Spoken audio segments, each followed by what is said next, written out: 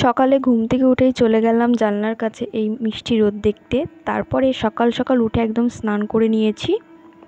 স্নান কমপ্লিট করে এসে একটু স্কিন কেয়ার করে নিলাম। ওই স্কিন কেয়ার বলতে হালকা টোনার আর সানস্ক্রিন। আর এখানে এসে একটু নিজেকে দেখে নিলাম। তারপরে ছুট্টে চলে গেলাম ছাদে, জামা কাপড়গুলো কেচে দিয়েছিলাম সেগুলো তুলতে। আর ছাদে গিয়ে দেখি দেখো কত সুন্দর ফুল ফুটেছে। আর এখানে পদ্ম গাছগুলো লাগানো রয়েছে, এগুলো কয়দিন পর ফুটবে। তারপরে একদম সোজা লাঞ্চে বসলাম মাটন দিয়ে। মাটন খুব একটা ফেভারিট নয়।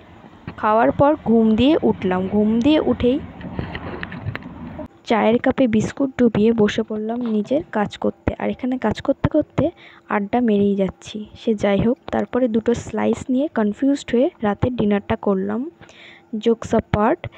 তারপরে এখানে আমি তোমাদেরকে দেখাচ্ছিলাম যেটা আমি কি রাতে ইউজ করি। আর এখানে একটা আমি ট্রানজ্যাকশন ভিডিও বানানোর চেষ্টা করছিলাম। সে যাই হোক, সেটা তো আর হলো না। তারপরে এখানে আমি কুট্টুসকে গুড নাইট করে ঘুমিয়ে পড়লাম।